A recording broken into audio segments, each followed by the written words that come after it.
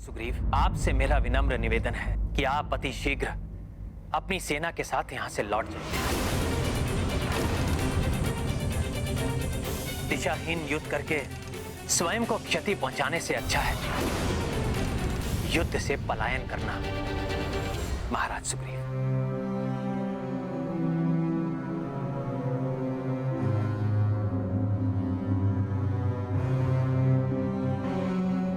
प्रभु, मैं संपूर्ण वानर सेना की ओर से आपसे क्षमा मांगता हूं। प्रभु, हैं तो सब वानर बुद्धिहीना। आप चाहें तो इस मूर्खता के लिए हमें कठोर से कठोर दंड दें, किंतु यहां से वापस जाने जैसा दंड ना दें। यहां से वापस जाने से अच्छा तो होगा कि हम अपने जीवन का अंत कर दें। प्रभु, प्रभु, हम अपनी देह का त्याग कर सकते हैं, परंतु आपको इस प्रकार छोड़कर नहीं जा सकते। प्रभु, नहीं जा सकते, नहीं जा सकते प्रभु।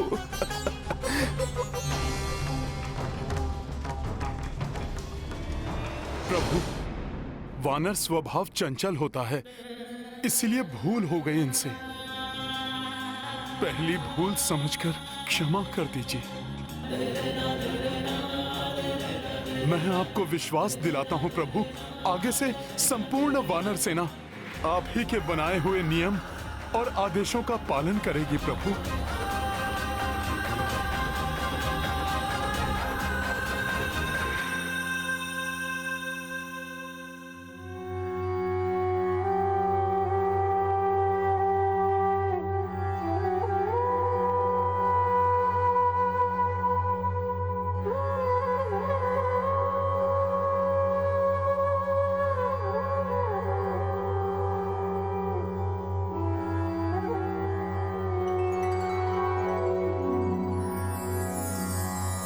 हे राम, आप दया के हैं सागर, हम मूढ़ बुद्धि सब भालो वानर।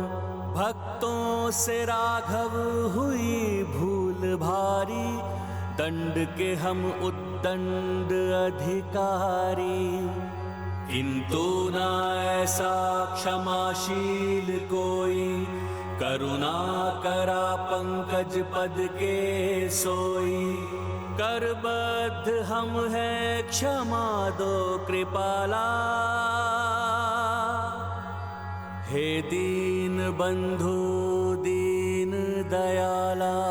श्री राम जय राम भज मन, जय नाथ निर्गुण पाप निकंदन।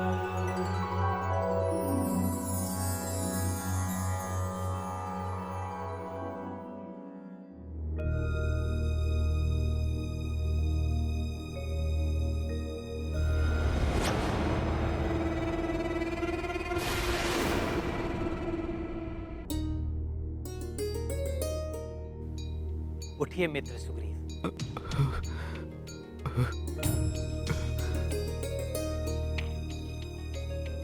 आप सबको प्रतीत हो रहा होगा कि मैं कुछ अधिक ही कठोर हो गया हूं।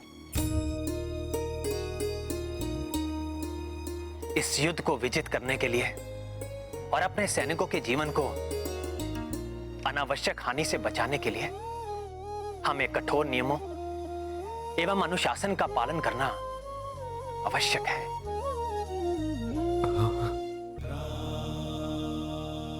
हाँ हाँ प्रभु, हम आपके द्वारा निर्धारित नियमों का कठोरता से पालन करेंगे प्रभु। हाँ, हम पालन करेंगे प्रभु।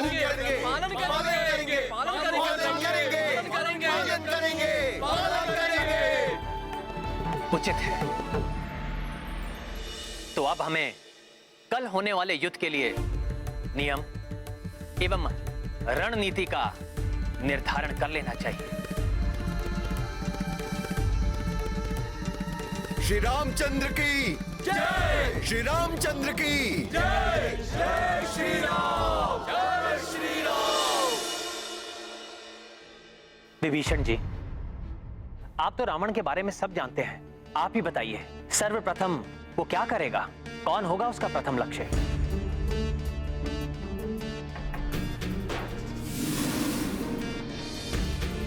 भ्राता रावण चतुर है। उनका प्रथम एवं सर्वोपरि लक्ष्य होगा आपका एवं भ्राता लक्ष्मण का वध करना, जिससे युद्ध के आरंभ में ही युद्ध का अंत हो जाए। क्षमा करें विभीषण जी, आज रावण ने जो हमारी विशाल वानर सेना का उत्साह, ओज और शक्ति देखी है, उसे ध्यान में रखते हुए वो सर्वप्रथम उस शक्ति और उत्साह को निष्क्रिय करने का प्रयास करेगा। और किसी भी सेना की शक्ति उसके राजा से होती है, अतः उसका सर्वप्रथम लक्ष्य महाराज सुग्रीव हो सकते हैं।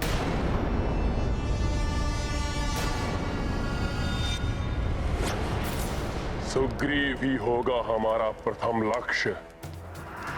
उसके अंत के साथ ही उसकी विशाल सेना का भी अंत, और उसके पश्चात वो वनवासी नर अपने घुटनों पर चलता हुआ आएगा हमारी शरण में।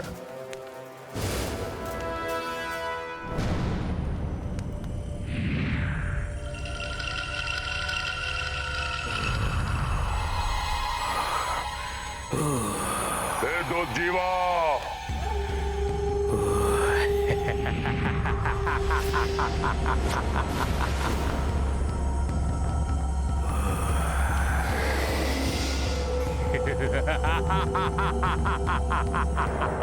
ये है संपूर्ण वानर सेना।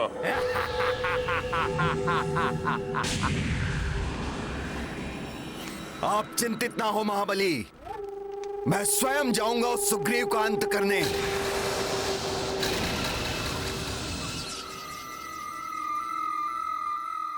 हनुमान का अनुमान सत्य है।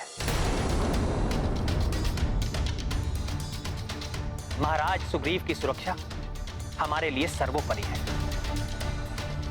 अतः महाराज सुग्रीव सदा सेना के मध्य में ही स्थित रहेंगे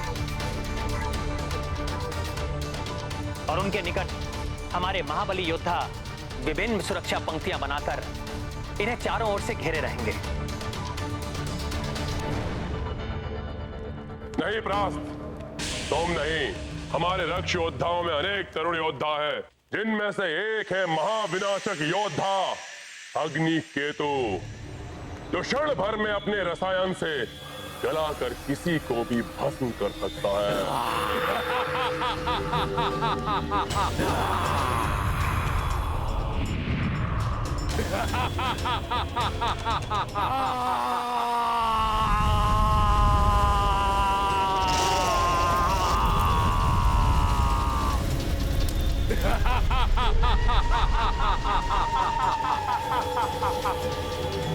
ये अग्निकेतु उन सभी वानरों को पिघलाकर भस्म कर देगा जो सुग्रीव की सुरक्षा में लगे हुए हैं। मैं स्वयं महाराज सुग्रीव की सुरक्षा में रहूंगा और मेरे साथ लक्ष्मण भी रहेंगे। हम महाराज की निकटतम पंक्ति में रहेंगे। हमारे धनुर्धारी होने का अतिरिक्त लाभ हमारी आगे वाली उस सेना को प्राप्त होगा जो आगे जाकर 3 भागों में बटी हुई होगी, जिसका नेतृत्व हमारे सर्वश्रेष्ठ योद्धा करेंगे।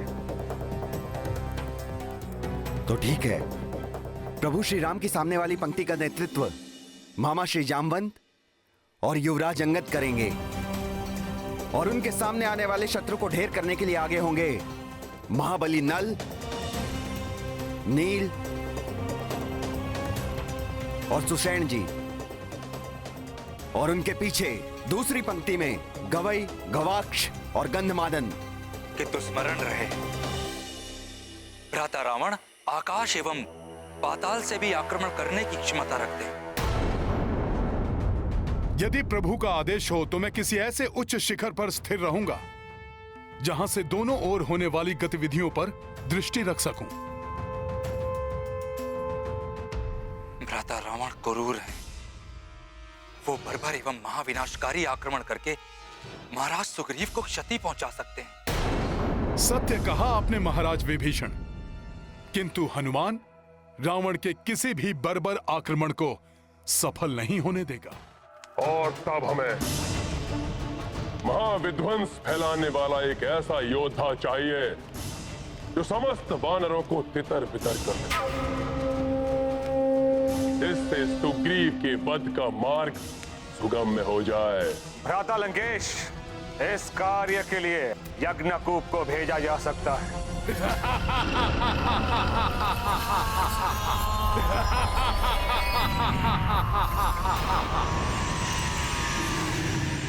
यज्ञकूप के भीषण चिंगाड़ की उठने वाली तरंगे इतनी घातक हैं कि निकट में खड़े हुए बड़े से बड़े योद्धा के कंठ फट जाते हैं।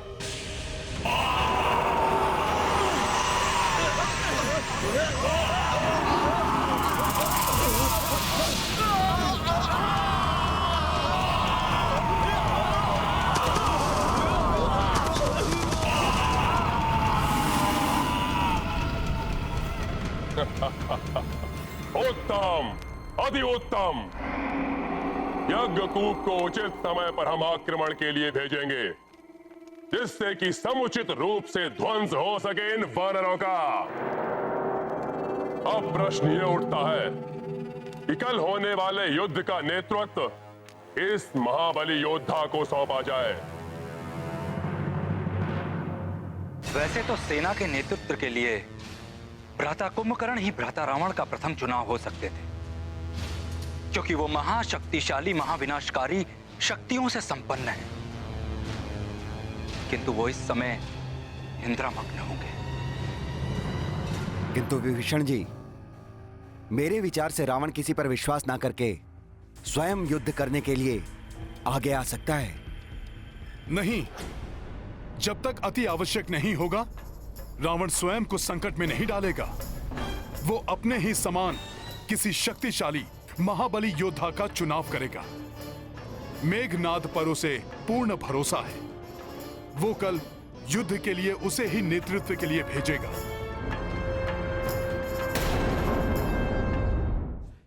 मेरे प्रिय पुत्र मेघनाद, कल युद्ध में सेना का नेतृत्व तुम करोगे। शत्रु सेना का नाश करके लंका की धूल में मिला दो उन तुच्छ वानरों और उस वनवासी नर को। आपकी आज्ञा शिरोधार्य पिताश्री। मैं आपको निराश नहीं करूंगा। कल इसी समय उन मूर्खों पर विजय प्राप्त करके हम विजयोत्सव मनाएंगे। किंतु स्मरण रहे पुत्र, तुम्हें सावधान रहना होगा उस द्रोही विभीषण से, क्योंकि मैं उन सभी दानवों के भेद, उनकी मायावी शक्तियों से भली भांति परिचित हूं, जिन्हें भ्राता रावण भेज सकते हैं। अतः विभीषण जी, आपको सेना के तीनों टुकड़ियों के कहीं मध्य में ही स्थित होना चाहिए, जिससे कि आप सबको सतर्क कर सकें कि किस रक्ष योद्धा का सामना किस प्रकार करना है। हनुमान का सुझाव उचित है। आप सबके मध्य में ही स्थित होंगे।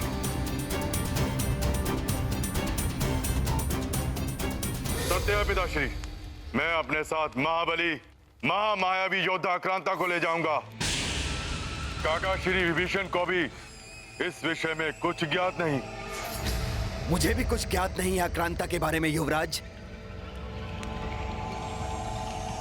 क्योंकि वो पाताल लोक में भी गुप्त रूप से ही निवास करता है। वो एक महाविनाशक राक्षस है।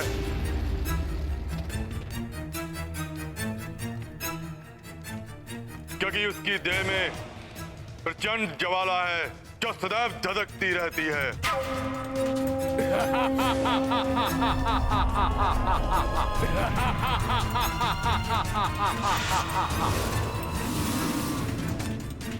वह अपनी इच्छानुसार अपनी देह से कहीं भी संहारकारी विस्फोट करने की शक्ति रखता है।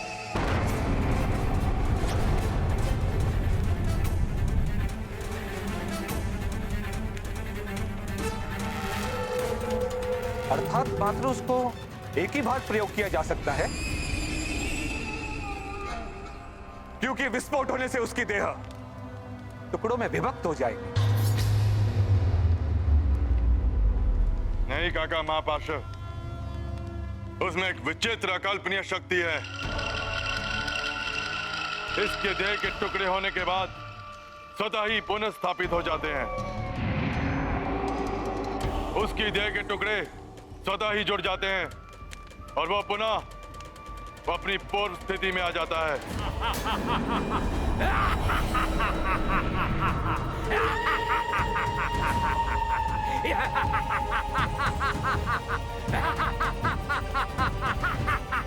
हाँ पिताश्री, कल के युद्ध में अक्रांता ही मेरा प्रमुख शस्त्र होगा। तो कल प्रातःकाल सूर्योदय के साथ ही उन वानरों के जीवन की उल्टी गणना आरंभ हो जाएगी। कल ही समाप्त कर देंगे हम उन तुच्छ वानरों को।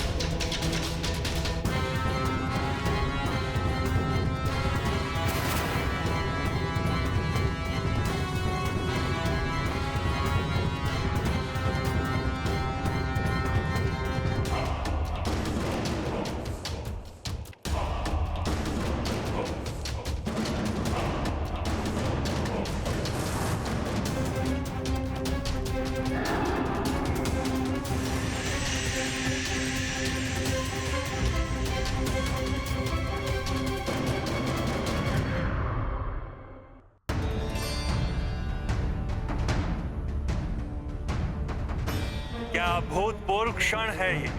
एक और धर्म है तो दूसरी ओर अधर्म, एक और मर्यादा है तो दूसरी ओर अहंकार, एक और विशुद्ध भक्ति है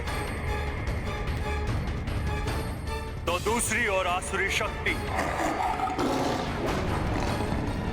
इनके मध्य होने वाले भीषण महासंग्राम का साक्षी कौन नहीं बनना चाहे।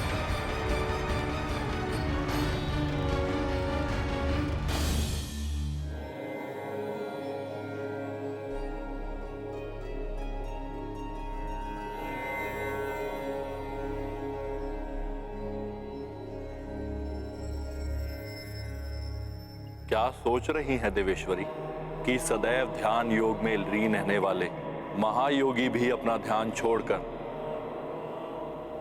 इस महासंग्राम को इतनी रुचि से क्यों देख रहे हैं? ये कोई साधारण संग्राम नहीं है देवेश्वरी।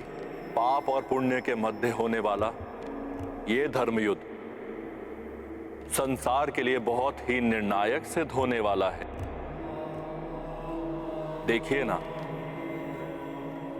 एक ओर मेरे आराध्य श्री राम है और दूसरी ओर मेरा ही महाभक्त रावण है। और इस युद्ध को निर्णायक मोड़ देने वाले भी तो मेरे ही रुद्रांश हनुमान है। ऐसे युद्ध को तो आप भी पूर्ण रुचि के साथ देखना चाहेंगी देवी। जब हम इस युद्ध को लेकर इतने व्याकुल हैं तो कल्पना कीजिए कि देवी सीता के हृदय पर इस समय क्या बीत रही होगी।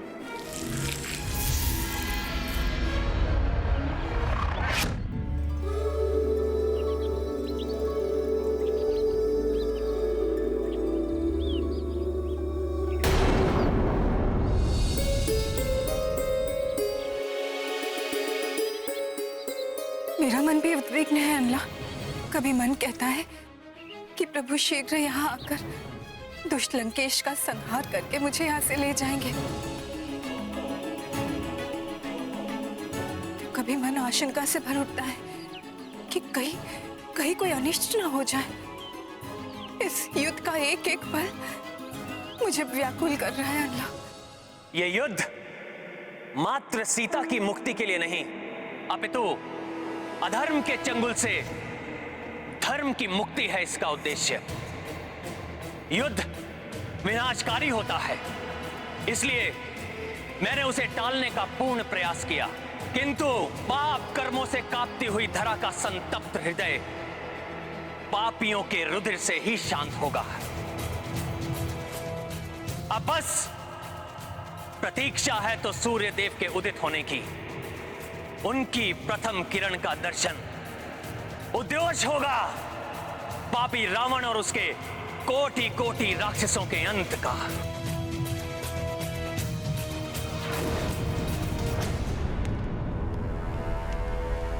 आज के सूर्य से उदित होने वाली प्रथम किरण कहीं मेरे हृदय को अंधकार से न भर दे।